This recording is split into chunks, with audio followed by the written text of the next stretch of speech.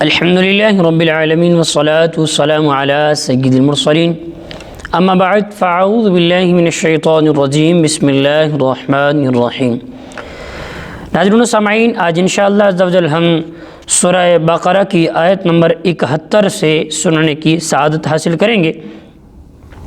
سب سے پہلے درود پاک کی فضیلت میں آتا ہے نبی رحمت شفیع امت تاجدار عرب و عجم طیبہ کا شمس الضحیٰ کعبہ کے بدر الدجا صلی اللہ تعالی علیہ وسلم نے ارشاد فرمایا کہ جو کوئی مجھ پر صبح اور شام 10 مرتبہ درود پاک پڑھے گا اسے کل قیامت کے دن میری شفاعت نصیب ہوگی۔ صلو علی الحبیب صلی اللہ تعالی علی محمد صلی اللہ تعالی علیہ وسلم۔ اللہ رب العالمین قرآن مجید فرقان حمید کے پارہ 1 سورہ بقرہ آیت نمبر 71 میں ارشاد فرماتا ہے، قال انہ یقول انہا بقرۃ لا ذلول تثیر الارض ولا تسقی الحرث مسلمۃ لا شیۃ فیہا قالوا العان جئت بالحق فذبحوها وما كادوا يفعلون۔ حضرت موسیٰ علیہ السلام نے ارشاد فرمایا، اللہ فرماتا ہے کہ وہ ایک ایسی گائے ہے جس سے یہ خدمت نہیں لی جاتی کہ وہ زمین میں ہل چلائے اور نہ وہ کھیتی کو پانی دیتی ہے، بالکل بے عیب ہے، اس میں کوئی داغ نہیں۔ یہ سن کر انہوں نے یعنی بنی اسرائیل نے کہا کہ اب آپ بالکل صحیح بات لائے ہیں۔ پھر انہوں نے اس گائے کو ذبح کیا حالانکہ وہ ذبح کرتے ہوئے معلوم نہ ہوتے تھے، وما کادوا یفعلون، اور وہ گائے ذبح کرتے ہوئے معلوم نہ ہوتے تھے۔ ناظرین و سامعین، اس سے پچھلی آیات بینات میں وہ قتل جو ایک شخص کا کیا گیا تھا اور اس کے بعد انہوں نے پوچھا کہ اس کا پتہ کیسے چلے گا کہ قتل کس نے کیا ہے، تو حکم دیا گیا تھا کہ ایک گائے ذبح کرو اور مقتول جس کو قتل کیا گیا ہے اس کو لگاؤ، وہ اٹھے گا اور اپنے قاتل کا پتہ بتا دے گا، اپنے قاتل کا بتا دے گا۔ انہوں نے پھر نشانیاں پوچھی تو نشانیاں بتائی گئیں۔ اب اس آیت مبارکہ میں فرمایا جا رہا کہ بنی اسرائیل نے جو مسلسل سوالات اور اپنی رسوائی کے اندیشے اور گائے کی بھاری قیمت سے یہ ظاہر ہونا تھا کہ وہ ذبح کرنے کا ارادہ نہیں رکھتے، یعنی بار بار سوال ہی کرتے جا رہے تھے کہ وہ کیسی ہو، کس طرح کی ہو، کیسے نظر آتی ہو، وہ گائے کیسی ہو، سب کچھ ان کو اب بتا دیا گیا،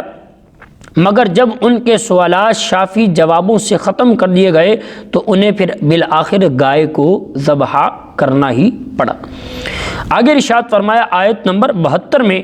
وَإِذْ قَتَلْتُمْ نَفْسًا فَادَّارَأْتُمْ فِيهَا واللہ مخرج ما کنتم تکتمون۔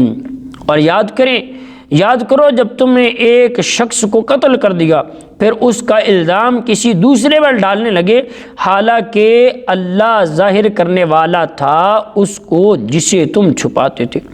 یعنی یہاں اسی واقعے قتل کا بیان کیا جا رہا جو پچھلی آیات بینات میں بیان کیا گیا تھا کہ ایک شخص کو قتل کیا گیا، پھر اس کو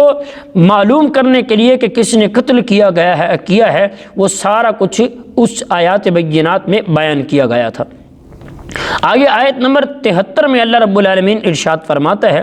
فَقُلْ نَضْرِبُوهُ بِبَعْضِهَا كَذَلِكَ يُحْيِي اللَّهُ الْمَوْتَى وَيُرِيكُمْ آيَاتِهِ لَعَلَّكُمْ تَعْقِلُونَ۔ فرمایا جا رہا تو ہم نے فرمایا کہ اس مقتول کو اس گائے کا ایک ٹکڑا مارو، اسی طرح اللہ مردوں کو زندہ فرمائے گا اور وہ تمہیں اپنی نشانیاں دکھاتا ہے تاکہ تم سمجھ جاؤ۔ ناظرین و سامعین،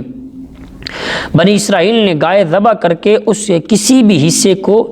عضو کو فرمایا کہ مردہ کو مارو، وہ اللہ کے حکم سے زندہ ہو جائے گا۔ انہوں نے وہ گائے کے ٹکڑے کو لگایا تو وہ اللہ کے حکم سے زندہ ہو گیا، اس کے حلق سے خون کا فوارہ جاری تھا۔ اس نے اپنا چچا زاد بھائی کے بارے میں بتایا کہ اس نے مجھے قتل کیا، اب اس کو بھی اقرار کرنا پڑا اور حضرت موسیٰ علیہ السلام نے اس پر قصاص کا حکم فرمایا، یعنی خون کا بدلہ جو لیا جاتا تھا۔ اس آیت مبارکہ میں اللہ تعالیٰ نے مردے کو زندہ کرنے کے اس واقعہ سے قیامت تک اٹھائے جانے پر دلیل قائم کی کہ تم سمجھ لو کہ جیسے اللہ تعالیٰ نے اس مردے کو زندہ کیا، اسی طرح وہ قیامت کے دن بھی مردوں کو زندہ فرمائے گا، کیونکہ وہ مردے زندہ کرنے پر قادر ہے، اور روز جزا مردوں کو زندہ کرنا اور حساب لینا ہی حق ہے۔ آیت نمبر 74 میں اللہ رب العالمین ارشاد فرما رہا ہے، ثم قست قلوبکم من بعد ذلك فهي كالحجارة او اشد قسوة وان من الحجارة لما يتفجر منه الانهار وان منها لما يشقق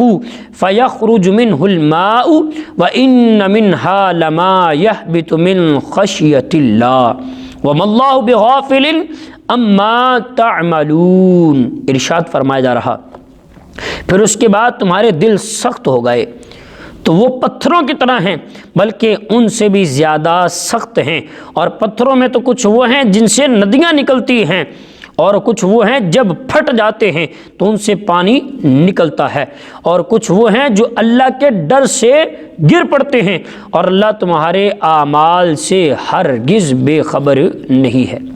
ناظرین و سامعین، اس آیت مبارکہ کی ایک تفسیر یہ ہے کہ حضور سید عالم صلی اللہ علیہ وسلم کے زمانہ مبارکہ میں موجود یہودیوں کو خطاب کیا جا رہا۔ فرمایا گیا کہ اپنے باپ دادا کے عبرت انگیز واقعات سننے کے بعد تمہارے دل حق کو قبول کرنے کے معاملے میں بڑے سخت ہو گئے ہیں، اور وہ شدت و سختی میں پتھروں کی طرح ہیں، بلکہ ان سے بھی زیادہ سخت ہیں، کیونکہ پتھر بھی اثر قبول کرتے ہیں کہ کچھ پتھروں سے ندیاں نکلتی ہیں، کچھ ایسے ہیں جب وہ پھٹ جاتے ہیں تو ان سے پانی نکلتا ہے، اور کچھ وہ ہیں جو اللہ تعالیٰ کے ڈر سے اوپر سے نیچے گر پڑتے ہیں، جبکہ تمہارے دل اطاعت کے لیے جھکتے ہیں، نہ ہی نرم ہوتے ہیں، نہ اللہ تعالیٰ سے ڈرتے ہیں، اور نہ ہی وہ کام کرتے ہیں جس کا انہیں حکم دیا جا رہا۔ اور یاد رکھو، اللہ تعالیٰ تمہارے اعمال سے ہرگز بے خبر نہیں، بلکہ وہ تمہیں ایک خاص وقت تک کے لیے مہلت دے رہا ہے۔ جبکہ دوسری تفسیر میں فرمایا جا رہا کہ اس آیت میں بنی اسرائیل کے وہ لوگ مراد ہیں جو حضرت موسیٰ علیہ السلام کے زمانہ مبارکہ میں موجود تھے۔ ان کے بارے میں فرمایا جا رہا کہ بڑی بڑی نشانیاں اور حضرت موسیٰ علیہ السلام کے معجزات دیکھ کر بھی انہوں نے عبرت حاصل نہ کی، ان کے دل پتھروں کی طرح ہو گئے، بلکہ ان سے بھی زیادہ سخت ہو گئے، کیونکہ پتھر بھی اثر قبول کرتے ہیں، ان میں بھی کچھ ندیاں نکالتے ہیں، کچھ پتھر پھٹ جاتے ہیں تو ان سے پانی بہتا ہے، اور کوئی اللہ کے خوف سے گر پڑتے ہیں جیسے اللہ تعالیٰ کو منظور ہوتا ہے، لیکن انسان جسے بے پناہ ادراک، عقل و شعور دیا گیا ہے، جو اس کے حواس وہ اس سے بھی قوی ہیں، عقل کامل، دلائل ظاہر ہیں، عبرت و نصیحت موقع بھی موجود ہیں، لیکن پھر بھی اللہ تعالیٰ کی اطاعت و بندگی کی طرف نہیں آتا۔ دل میرا سختی میں ہوا جاتا ہے، ہائے میرے اللہ یہ کیا ہوا جاتا ہے، دل میرا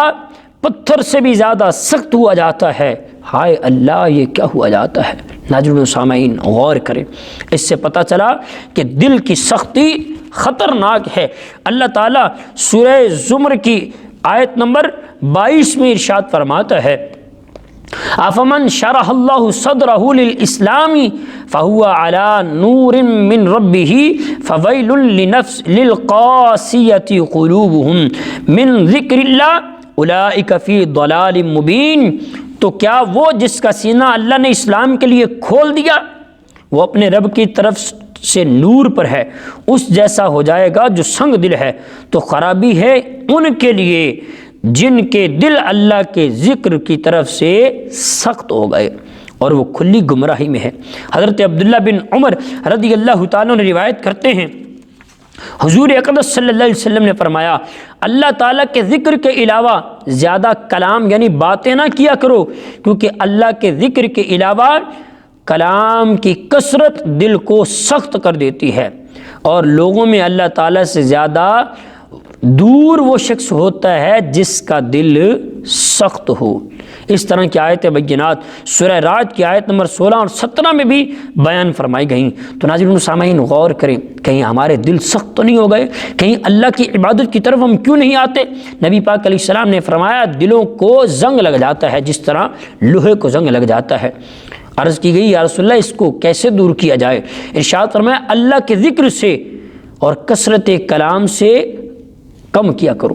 ناظرین و سامعین پتہ چلا زیادہ باتیں کرنے سے دل سخت ہو جاتا ہے اور اللہ کے ذکر سے غفلت جو ہے وہ دلوں کو سخت کر دیتی ہے۔ تو آئیں اللہ تبارک و تعالیٰ کے ذکر سے اپنے قلوب کو منور کریں۔ یہ تلاوت قرآن کرنا سننا بھی اللہ تعالیٰ کا ایک ذکر ہے۔ اللہ تبارک و تعالیٰ ہمیں اپنے ذکر و فکر میں مشغول رہنے کی توفیق عطا فرمائے اور اپنی عبادتوں میں دل لگا دے، اپنی عبادت کرنے کی توفیق عطا فرمائے۔ اللہ تعالیٰ عمل کی توفیق عطا فرمائے، آمین بجاہ نبی الامین صلی اللہ علیہ وسلم۔